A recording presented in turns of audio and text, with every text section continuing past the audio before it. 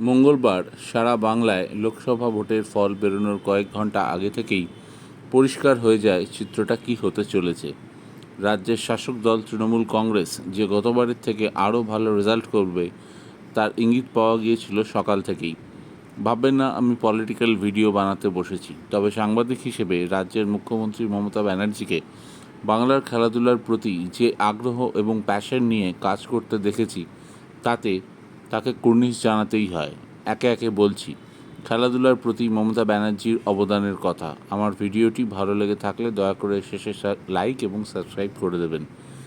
আসলে বাংলার ফুটবল মহল আজ প্রচণ্ড খুশি। মমতা ব্যানার্জি বিপুল মার্জিন নিয়ে আবার বাংলার মসনদ ধরে রাখতে পেরেছেন। সেই কারণে বিপক্ষ দলের থেকে তার ব্যবধান যত বড়ই হোক না কেন, তিনি আসলে ফুটবল, ক্রিকেট থেকে শুরু করে গ্রাম বাংলার বিভিন্ন ছোট ছোট খেলাধুলাকেও যেভাবে দুহাত ভরে সাহায্য করেছেন তা নিজের চোখে দেখা।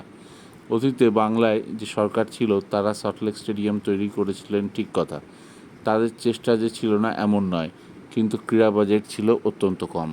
কিন্তু আন্ডার-17 বিশ্বকাপের সময় সল্টলেক স্টেডিয়াম যেভাবে রিমডেলিং করা হয় এবং নতুনভাবে 5 স্টার হোটেলের ধাঁচে গড়ে তোলা হয়, তাতে ফিফার প্রতিনিধি দল পর্যন্ত কলকাতার এই স্টেডিয়ামকে দেশের সেরা হিসেবে রেকগনিশন দিয়েছিল।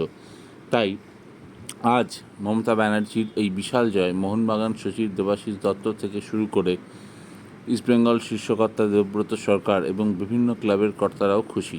বলতে হবে মোহামেডান ক্লাবের প্রেসিডেন্ট আমির উদ্দিন ববি এবং দীপেন্দু বিশ্বাসের কথাও। আসলে ফুটবলের প্রতি মমতা বন্দ্যোপাধ্যায়ের টান ছোটবেলা থেকেই। তার নিজের দাদার হাতে তৈরি কালীঘাট মিলন সংঘ ক্লাব। মুখ্যমন্ত্রী নিজের ছোটবেলা থেকেই তার নিজের মায়ের সঙ্গে হাত লাগিয়ে প্লেয়ারদের টিফিন বানানোর কাজ করতেন। দাদা সাইকেলের পিছনে বেঁধে দিতেন প্লেয়ারদের সেই সব টিফিন। আসলে ফুটবলটা তাদের রক্তে। মমতা নিজেই জানিয়েছেন, মোহনবাগানের খেলা থাকলে তার মা কালীঘাট মন্দিরে পুজো দিতেন। তার এক দাদা ইস্টবেঙ্গলের ভক্ত, অন্য ভাই মোহনবাগান পাগল। তিনি নিজে সব ক্লাবের উন্নতি চান। তাই যখন মোহনবাগান, ইস্টবেঙ্গল, মোহামেডান সমস্যায় পড়ে, মুশকিল আসান হয়ে দাঁড়ান তিনি। 50 লাখ টাকা করে দিয়েছেন বড় ক্লাবেদের, ফ্লাডলাইট ঠিক করে দিয়েছেন, যুবভারতী নিম্নমানের অ্যাস্ট্রোটার্ফ তুলে দিয়ে মেক্সিকো থেকে স্পেশালি ডিজাইন করা দামি ঘাস বসিয়েছেন। যখন দিনের পর দিন ইনভেস্টর সমস্যায় ভুগতে হচ্ছিল ইস্টবেঙ্গলকে, তখন মমতা নিজের উদ্যোগে ইন্ডিয়ান সুপার লিগে খেলার ব্যবস্থা করে দেন লাল হলুদকে। দুবারের বেশি ইনভেস্টর জোগাড় করে দেন। মোহনবাগান আই লিগ অথবা আইএসএল চ্যাম্পিয়ন হলে সবার আগে তার কংগ্রাচুলেশন মেসেজ আসে। প্রাক্তন ফুটবলার বিদেশ বসু থেকে শুরু করে কম্পটন দত্ত, গৌতম সরকার, প্রয়াত পিকে ব্যানার্জি বলতেন, মমতা সত্যিই অনন্যা।